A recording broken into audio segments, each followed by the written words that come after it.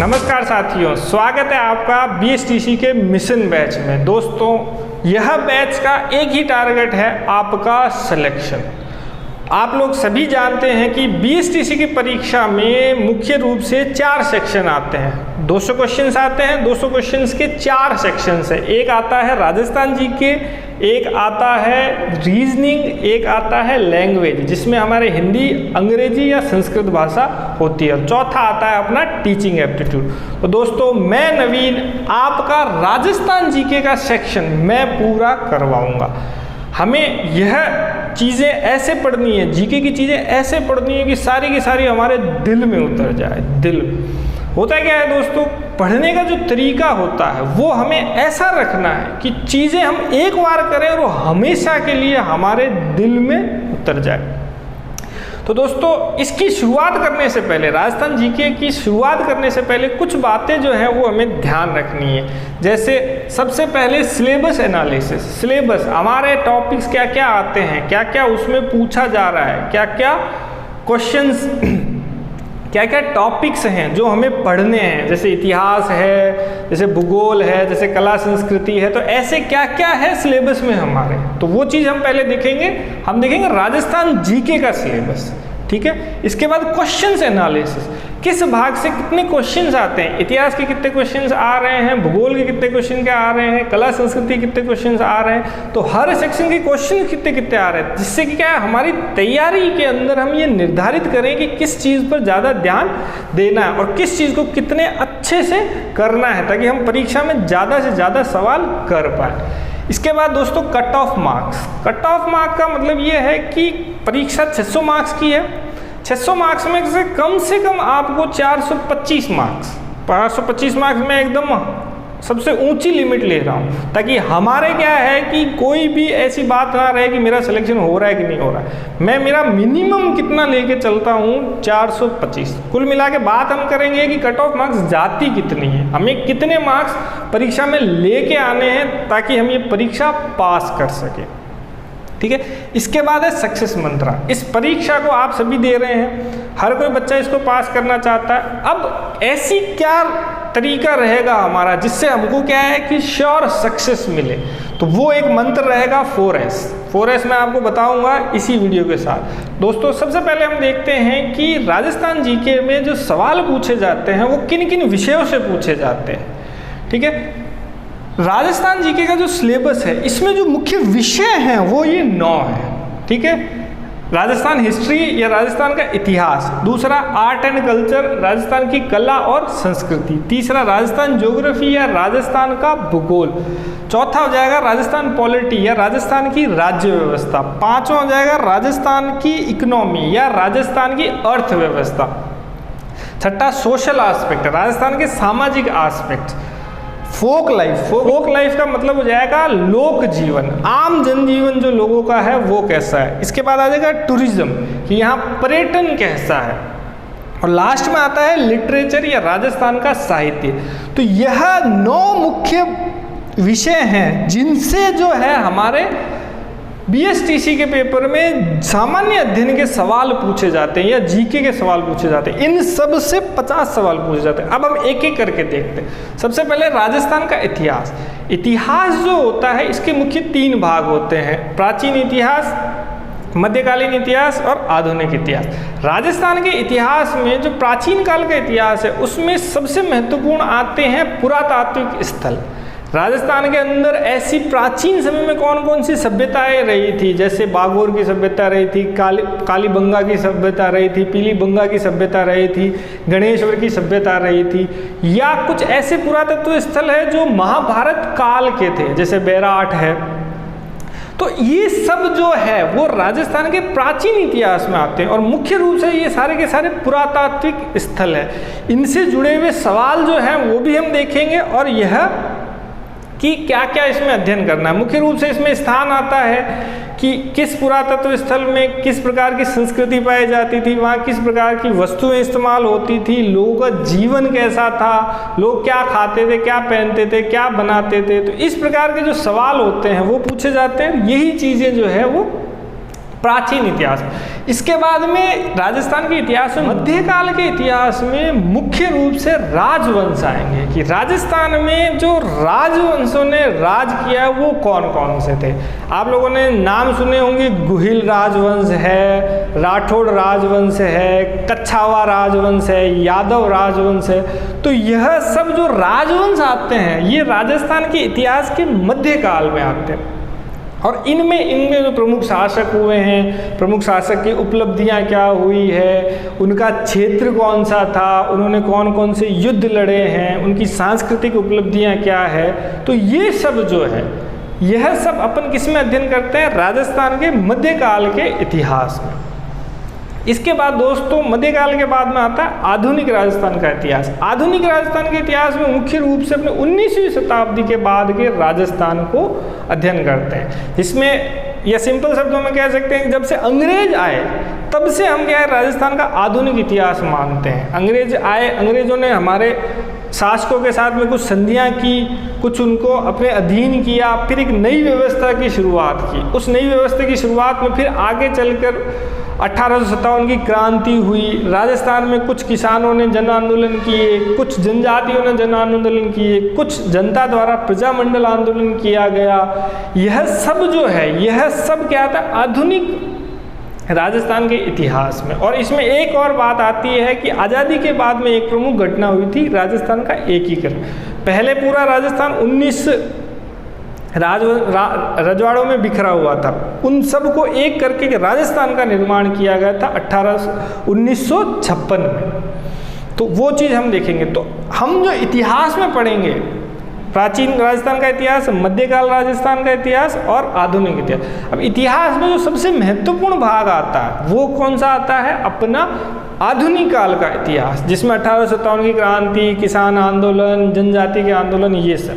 वैसे जब हम करेंगे तो इन सब चीज़ों को बहुत अच्छे से समझेंगे। अभी आपको सिर्फ और सिर्फ एक खाका तैयार कर रहा हूँ कि हमको पढ़ना क्या क्या है, ठीक है। अब इसके बाद आता है आर्ट एंड कल्चर या कला और संस्कृति। अब कला और संस्कृति वो हमारा जो दैनिक जीवन है, इसके अंदर हमारे क्या रस्म रिवाज है, किस प्रकार की परंपराएं हैं, वो सब, किस प्रकार की वेशभूषा है, किस प्रकार का खान पान है, ये सब। और इसको बड़े स्तर पे देखें तो राजस्थान में किस प्रकार की चित्रकलाएं हैं, राजस्थान की स्थापत्य कला क्या है। स्थापत्य कला का अर्थ ये हो जाएगा कि राजस्थान में जो दुर्ग है, जो महल है, जो मंदिर है, वो कौन कौन से हैं। इसके बाद राजस्थान के लोक देवता आ जाएंगे, लोक देवियाँ आ जाएगी, राजस्थान के प्रमुख संत आ जाएंगे, संप्रदाय आ जाएंगे, राजस्थान की हस्तकला आ जाएगी। इस प्रकार जो भी दैनिक जीवन से जुड़ी हुई चीज़ें हैं जो हमारी कला और संस्कृति में आ जाती है। अब इसमें लोक जीवन भी आ जाता है। लोक जीवन का मतलब लोक जीवन का मतलब लोकगीत आ जाएगा, लोक नृत्य आ जाएगा, लोक संगीत आ जाएगा, लोगों की वेशभूषाएँ आ जाएगी, लोगों की बोलियाँ आ जाएगी, ये भी आ जाएगा। और इसके अंदर जो है अपना साहित्य भी आ जाता है, ठीक है। कला और संस्कृति जीवन जीने का एक तरीका है जिसमें ये सारी चीज़ें जो है हमको पढ़नी। अब हमें ये चीज़ ध्यान रखनी है कि हमारी परीक्षा में आज के समय में सबसे महत्वपूर्ण ये चीज़ है कला और संस्कृति। क्यों? क्योंकि आज का समय जो है वो क्या है, एक वैश्वीकरण का दौर है। आप सभी जानते हैं कि दुनिया आज क्या है, बहुत छोटी हो गई है। आप हाथ में मोबाइल लेते हैं और कहते हैं कर लो दुनिया मुट्ठी में। तो पूरी दुनिया में आप ये चीज़ जान सकते हैं कि कहाँ क्या हो रहा है, कहाँ क्या चल रहा है। तो पूरी की पूरी दुनिया एक मुट्ठी में समा गई है। तो ये वैश्वीकरण का जो दौर है इसमें हो क्या रहा है, इसमें हम हमारी संस्कृति को भूल रहे हैं, हम हमारे कल्चर को भूल रहे हैं और दूसरों के कल्चर को अपना रहे हैं। तो इससे हमारी संस्कृति पर के अस्तित्व पर खतरा मंडरा रहा है। तो इसकी वजह से इस पर ध्यान देने के लिए सभी परीक्षाओं में कला संस्कृति के प्रश्न जो है वो ज़्यादा पूछे जा रहे हैं, ताकि हम अपने आप को ना भूलें, हम आधुनिकता की दौड़ के अंदर खुद को ना खत्म करें। तो हमें ये चीज़ ध्यान रखनी है। तो ये सबसे महत्वपूर्ण है, यहाँ सबसे ज़्यादा सवाल पूछे जाते हैं। इसके बाद राजस्थान का भूगोल। भूगोल में हम मुख्य रूप से राजस्थान के भूभाग की सतह पर जो कुछ भी है उन सब का अध्ययन करते हैं। जैसे राजस्थान की सीमा कहाँ कहाँ है, राजस्थान का क्षेत्रफल क्या है, राजस्थान में कौन कौन से भौतिक प्रदेश है, कहाँ मरुस्थल है, कहाँ अरावली पर्वतमाला है, कहाँ मैदान है, कहाँ पठार है, इस प्रकार की सारी चीज़ें जो है वो अध्ययन करते हैं। साथ ही साथ में हम यहाँ के नदियों के बारे में, झीलों के बारे में भी पढ़ते हैं, राजस्थान की जलवायु के बारे में पढ़ते हैं, राजस्थान की वन संपदा के बारे में, पशु संपदा के बारे में, राजस्थान की जनसंख्या के बारे में। ये सब जो चीज़ें हैं ये राजस्थान के भूगोल के अंतर्गत हम अध्ययन करेंगे। इसके बाद आएगा राजस्थान की पॉलिटी या राजस्थान की राज व्यवस्था, कि यहाँ की सरकार कैसे बनती है, सरकार का चुनाव कैसे होता है। तो सरकार के राज्य व्यवस्था में जो सबसे महत्वपूर्ण व्यक्ति आता है होता है गवर्नर। गवर्नर की नियुक्ति कैसे होती है, गवर्नर का कार्यकाल कितने समय का होता है, गवर्नर के कार्य क्या है, शक्तियाँ क्या है, साथ ही साथ मुख्यमंत्री है, मंत्रिमंडल है, इनके कार्य क्या है, इनका चुनाव कैसे होता है, कैसे विधानसभा बनती है, कैसे विधान परिषद बनती है, यह सब। साथ ही साथ में पंचायती राज क्या है, पंचायत गाँव के अंदर किस प्रकार की प्रशासन चलता है, शहरों के अंदर नगर पंचायत या नगर प्रशासन कैसा है, वो सब। राजस्थान के हाई कोर्ट है, राजस्थान के स्थानीय कोर्ट है, ये सब। तो राज्य व्यवस्था के अंदर जो चीज़ें पूछी जाती है वो सरकार से जुड़ी हुई है कि सरकारी व्यवस्था कैसी है, ये। अब राजस्थान की इकोनॉमी या राजस्थान की अर्थव्यवस्था, अर्थ का मतलब होता है पैसा, तो राजस्थान के अंदर कैसे पैसा बन रहा है, यह चीज़ समझ में हम किस में आती है, इकोनॉमी में या अर्थव्यवस्था में। तो अर्थव्यवस्था में महत्वपूर्ण चीज़ ये आ जाती है कि उद्योग जो है राजस्थान के, उनके बारे में हम मुख्य रूप से अध्ययन करते हैं। जो यहाँ के ऊर्जा संसाधन हैं उनके बारे में हम इनका अध्ययन करते हैं। राजस्थान में किस प्रकार की परिवहन व्यवस्था है उसका हम अध्ययन करते हैं। तो मुख्य रूप से यह जो भाग है, यह राजस्थान में कौन कौन से उद्योग हैं, परिवहन कैसा है, किस प्रकार की यहाँ इंडस्ट्रीज़ है, वो सब चीज़ देखेंगे। ये पूरी तरीके से भूगोल से जुड़ा है। क्यों, क्या होता है कि जैसे राजस्थान की खनिज संपदा है, तो राजस्थान में जस्ता जो होता है, अब जस्ता होता है तो जस्ता से क्या उत्पाद बनते हैं, तो उसके लिए उद्योग डाला जाता है, इंडस्ट्री डाली जाती है। तो इंडस्ट्री हम किस में पढ़ते हैं, इकोनॉमी। तो जो कच्चा माल हमें मिलता है वो भूगोल के अंतर्गत, और वो जो उद्योग लगता है वो अर्थव्यवस्था के अंतर्गत। तो ये दोनों चीज़ें जो है भूगोल और अर्थव्यवस्था ये आपस में बहुत हद तक जुड़ी हुई है। इसके बाद हमारे पास में ये आ जाएगा कि राजस्थान की उद्योग नीति क्या है, कब कब आई है, वो सब चीज़ें भी इसमें आ जाएंगी। इसके बाद आएंगे सोशल आस्पेक्ट। सोशल आस्पेक्ट में सामाजिक पहलू राजस्थान के, जैसे राजस्थान की श्रीदेवी कौन है, आप लोगों को पता है राजस्थान की श्रीदेवी कौन है, राजस्थान की जलपरी कौन है, आधुनिक राजस्थान के निर्माता कौन है। तो कुल मिला के ऐसा है कि राजस्थान के मुख्य हस्तियां जिन्होंने राजस्थान को राजस्थान बनाया है, राजस्थान को दुनिया और देश के अंदर एक नाम दिलाया, एक मुकाम दिलाया है, ठीक है। और साथ ही साथ में सोशल एस्पेक्ट में हम जनजातियाँ, जनजातियों के जीवन, उनसे जुड़ी हुई बातें भी देखते हैं। इसके बाद दोस्तों आता है फोक लाइफ। फोक लाइफ का मतलब आता है लोक जीवन, जो आम लोगों का जीवन है। जैसे हमने कला संस्कृति में बात किया था कि आम लोगों के जीवन में लोकगीत कैसे हैं, लोक नृत्य कैसे हैं, लोक संगीत कैसा है, लोक वाद्य यंत्र कैसे हैं, ये सब चीज़ें, लोगों के लोक नाटक कैसे होते हैं, लोग रीति रिवाज और क्या होते हैं। तो ये सब जो चीज़ें आएगी वो लोक जीवन में हम क्या है अध्ययन करते हैं। अब दोस्तों इसके बाद 8वां जो आता है ये आता है टूरिज्म या पर्यटन। राजस्थान में जो पर्यटन है ये बहुत महत्वपूर्ण है हमारी अर्थव्यवस्था में, हमारी अर्थव्यवस्था में। क्यों? क्योंकि राजस्थान एक ऐतिहासिक स्थल है। यहाँ पे खूब किले, खूब महल, खूब मंदिर और पाए जाते हैं। तो लोग दुनिया से ये देखने आते हैं, यहाँ घूमने आते हैं। तो राजस्थान के पर्यटन में मुख्य रूप से 3 चीज़ें हैं जो हमको अध्ययन करती है। राजस्थान के जो ऐतिहासिक स्थल है, राजस्थान के जो धार्मिक स्थल है और राजस्थान के जो प्राकृतिक स्थल है, इनका अध्ययन करते हैं। ऐतिहासिक स्थलों में राजस्थान के किले हो जाएंगे, राजस्थान के मंदिर हो जाएंगे, राजस्थान के महल आ जाएंगे। धार्मिक स्थलों में मुख्य रूप से पुष्कर है, जहाँ बड़ा विशाल मेला लगता है कार्तिक पूर्णिमा को, या कपिल मुनीश्वर का जो मेला लगता है कोलायत में, जो माघ कार्तिक पूर्णिमा में लगता है, या आदिवासियों का जो कुंभ लगता है माघ पूर्णिमा में।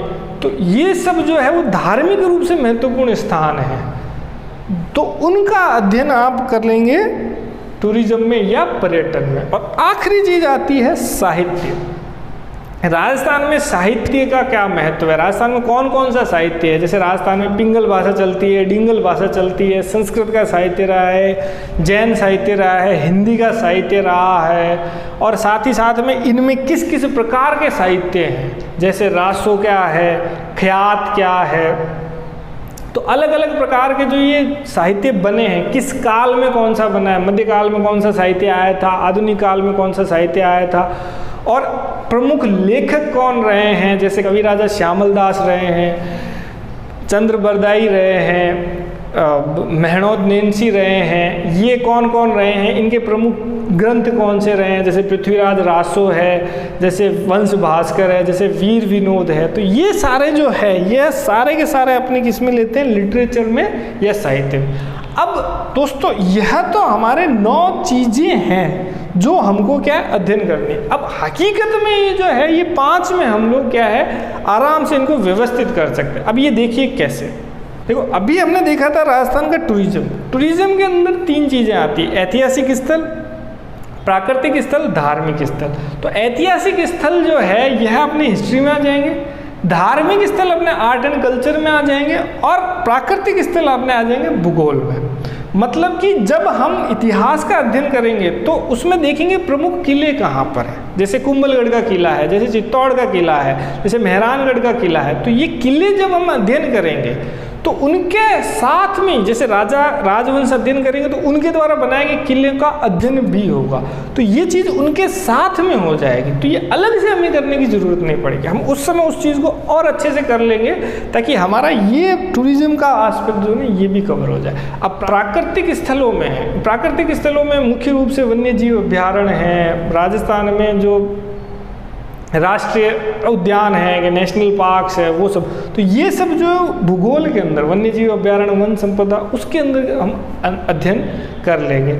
और इसमें धार्मिक जो स्थान है उनका कला और संस्कृति में, जैसे हम लोक देवी देवता पढ़ेंगे, लोक देवी देवता का अध्ययन करेंगे तो उस समय कहाँ कौन सा लोक देवी प्रचलित है, कहाँ कौन सा लोक देवता प्रचलित है, तो उन्हीं के जो है धान और बनते हैं। तो यह सब क्या हो जाते हैं, महत्वपूर्ण स्थान हो जाते हैं। अब इसमें तो हमारा टूरिज्म जो है यह हम क्या है, हटा सकते हैं। यह किस में आ जाएगा, इतिहास में, कला संस्कृति में और भूगोल में। अब इसके बाद आता है राजस्थान का इकोनॉमी। अब ये जो राजस्थान की इकोनॉमी है इसका जब हम अध्ययन करेंगे तो इसका भूगोल में ही अध्ययन कर लेंगे। कैसे? अब जैसे राजस्थान, जैसे मैंने अभी बताया था कि राजस्थान में जो खनिज संपदा है, जो खनिज निकलते हैं कच्चे माल के रूप में निकलते हैं, फिर ये उद्योगों में जाते हैं और फिर ये उत्पाद बनाते हैं। तो जो खनिज राजस्थान में निकल रहे हैं या फिर जो राजस्थान में फसलें हो रही है उनसे उद्योगों में जाके क्या सामान बन रहा है, तो यह जो चीज़ है राजस्थान की अर्थव्यवस्था, ये भूगोल से जुड़ी है। और ये भूगोल में हम साथ साथ ही अध्ययन कर लेंगे ताकि अलग से इस पे क्या है ध्यान ना देना पड़े। 2 चीज़ें एक साथ होगी तो बहुत ज़्यादा अच्छे से समझ में आएगी। इसके बाद में आ जाता है अपनी फोक लाइफ। फोक लाइफ जैसे मैंने बताया था कि हम जो कला संस्कृति है, राजस्थान की जो कला संस्कृति, यह फोक लाइफ इसी के अंतर्गत आ जाएगा। जैसे लोक जीवन है, किस प्रकार के रीति रिवाज है, किस प्रकार के लोक नृत्य है, किस प्रकार के लोक संगीत है, किस प्रकार के वाद्य यंत्र है, आभूषण क्या है, किस प्रकार की वेशभूषा है। तो इन सब चीज़ों का अध्ययन जो है हम वो कला संस्कृति के अंतर्गत ही कर लेते हैं। तो यह जो है फोक लाइफ या लोक जीवन, यह भी किससे जुड़ जाएगा, कला और संस्कृति। इसके बाद आता है लिटरेचर, या फिर कह सकते हैं हमारा साहित्य। तो साहित्य जो है उसका अध्ययन भी हम मुख्य रूप से एक तो इतिहास में करेंगे और दूसरा करेंगे कला संस्कृति में। इतिहास में जैसे पृथ्वीराज चौहान तृतीय का जब अध्ययन करते हैं, चौहान वंश के सबसे प्रमुख शासक, चौहान वंश के सबसे प्रमुख शासक पृथ्वीराज चौहान तृतीय, जब उनका अध्ययन करेंगे तो उन पर पुस्तक लिखी गई थी पृथ्वीराज रासो। तो पृथ्वीराज रासो को किसने लिखा, कब लिखा, ये उसके साथ में अध्ययन कर रहे हैं। तो इतिहास और कला संस्कृति के साथ में ही वो हमारा साहित्य हो जाएगा। तो दोस्तों यह तो हो गया हमारा सिलेबस एनालिसिस कि हमें वास्तव में समझ में आ गया कि 9 जो हमारे भाग थे राजस्थान जीके के वो सिमट के कितने रह गए? केवल 5। अब इन 5 का जब हम अध्ययन करेंगे तो हमारा सारा सिलेबस कवर हो जाएगा और एक एक टॉपिक हम इसमें कवर कर लेंगे।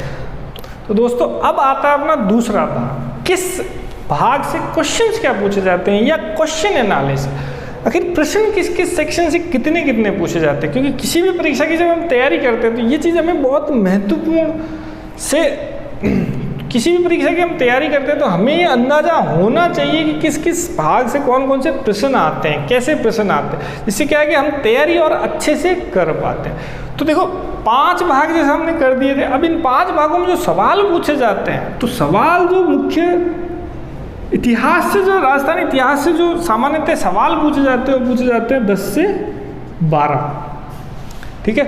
इसके बाद कला संस्कृति से पूछे जाते हैं 12 से 15, 12 से 15। राजस्थान भूगोल से सवाल पूछे जाते हैं 10 से 12। अब जो राजस्थान की पॉलिटी होगी या राजस्थान का राज व्यवस्था, इसके 5 से 7। अब बचे हुए जो होंगे वो अदर्स में या फिर सामाजिक पक्ष और के। तो अब ये दोस्तों देखो, तो इनको टोटल में अगर करूं तो टोटल में जानता था कि राजस्थान जीके के 50 सवाल पूछे जाते, यह टोटल कितने हो जाएंगे मेरे 46।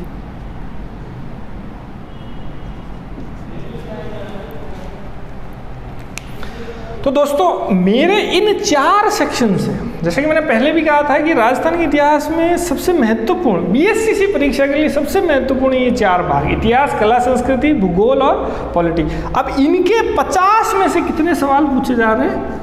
37 से 46। अब ये फिक्स नहीं है, किसी वर्ष किसी सेक्शन से कुछ ज़्यादा सवाल आ जाते हैं, किसी वक्त कम भी आ जाते हैं, तो यह वेरी करते हैं, ये साल दर साल एक जैसा नहीं रहता, ये बदलते रहते हैं। तो हमें ये ध्यान रखने कुल इन चारों से लगभग सा 85% सवाल, इन चारों से कम 85% सवाल जो होते हैं कवर हो जाते हैं। तो हमारे लिए परीक्षा की दृष्टि से ये 4, इतिहास, कला संस्कृति, भूगोल और राज व्यवस्था, ये बहुत महत्वपूर्ण है, ठीक है। अब दोस्तों ये जो अगर मैं 85% देखूं तो यह लगभग से कितने सवाल हो जाएंगे? 42 या 43। अब ये तो वो सवाल होते हैं जिनकी मैं बहुत अच्छे से तैयारी कर सकता हूं और बहुत अच्छे से मैं इनको परीक्षा में सही कर सकता हूं। अब इसके बाद में 4 से 5 क्वेश्चंस ऐसे पूछे जाते हैं जो कोई नहीं करता।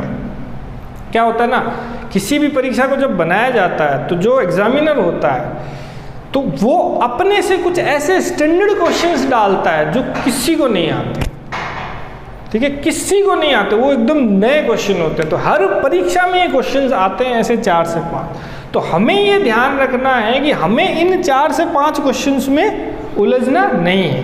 क्यों? क्योंकि यह जो क्वेश्चन है यह कोई नहीं करने वाला, किसी को नहीं आएंगे, तो हमें इनके बारे में सोचना ही नहीं है। क्यों? क्योंकि क्या होगा ना, ये एकदम नए क्वेश्चन होंगे और एकदम गहराई वाले क्वेश्चन होंगे जो सामान्य तौर पे आपको पहली बार में पता नहीं चल पाएंगे। इनके आंसर देने के लिए आपको गहन अध्ययन करना पड़ेगा।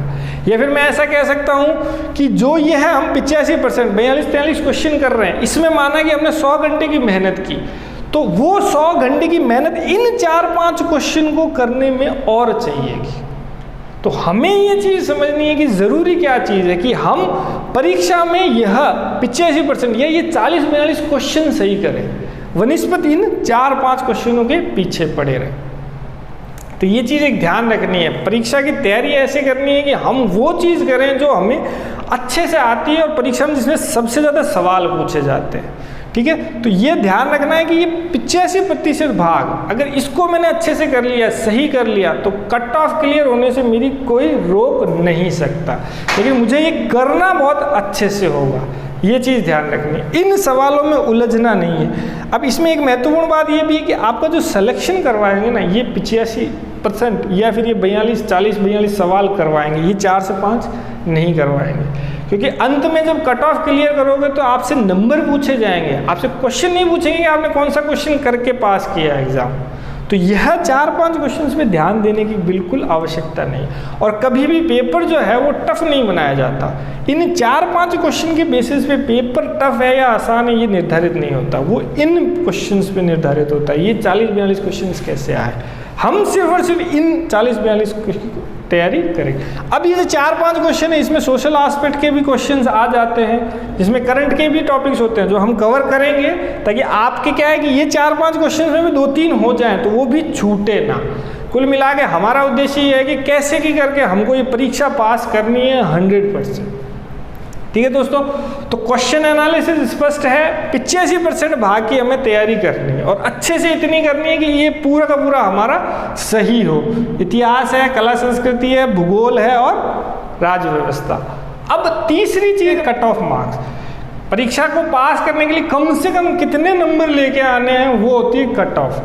अब ये वो सीमा है जो हर एक को पार करनी है, इससे पार निकलना ही है। ये कितने नंबर है, 600 मार्क्स की कुल परीक्षा होती है। ठीक है, 600 नंबर की कुल परीक्षा होती है, एक प्रश्न आता है 3 नंबर का। अब हमें जो कट ऑफ रखनी है वो सामान्यतः जो रहती है वो 400 से 420 के मध्य रहती है, 400 से 420। अब ये चारों की निकलती है। ठीक है, चारों सब्जेक्ट्स में 50-50 क्वेश्चन पूछे जाते हैं, रीजनिंग में, राजस्थान जीके में, टीचिंग एप्टीट्यूड में और अपने लैंग्वेज वाले पेपर में, चारों में 50-50 क्वेश्चन आते हैं।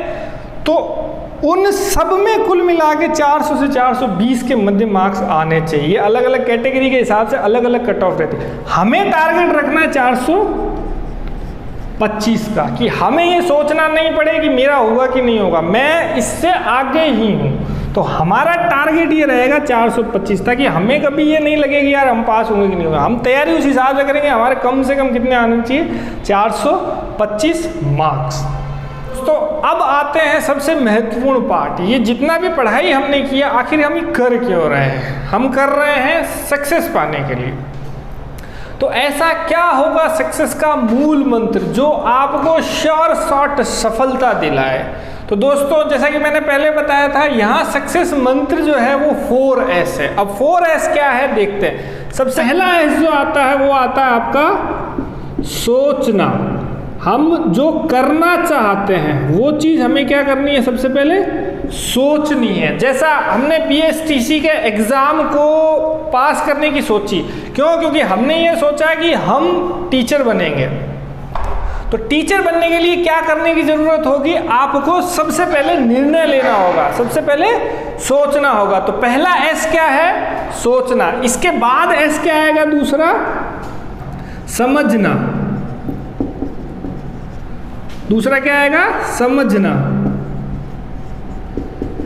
अब दोस्तों, हमने आज क्या किया? हमने सबसे पहले BSTC एग्जाम को देखा। इस एग्जाम में 200 सवाल आते हैं। 200 सवालों में कौन कौन से सब्जेक्ट्स आते हैं? इसके बाद हमने एक सब्जेक्ट लिया राजस्थान जीके। राजस्थान जीके देखा कि राजस्थान जीके में किस किस सेक्शंस के क्वेश्चंस आते हैं, कितने क्वेश्चंस आते हैं, क्या क्या पूछा जाता है। तो ये सब चीज़ें मुख्य रूप से क्या थी? समझना कि BSTC की परीक्षा देनी है हमें। अब उसको हम समझ रहे हैं कि परीक्षा का पैटर्न कैसा है, परीक्षा में क्वेश्चंस कैसे आते हैं। तो अब हमने उस पर ध्यान दिया, उसको समझा।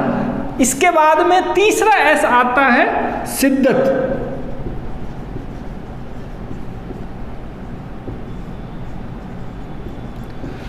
शिद्दत का अर्थ है मन लगा के मेहनत करना, या चीज़ों को ऐसे पढ़ना कि वो हमारे दिल में उतर जाए, ऐसे पढ़ना कि वो हमारे दिल में उतर जाए।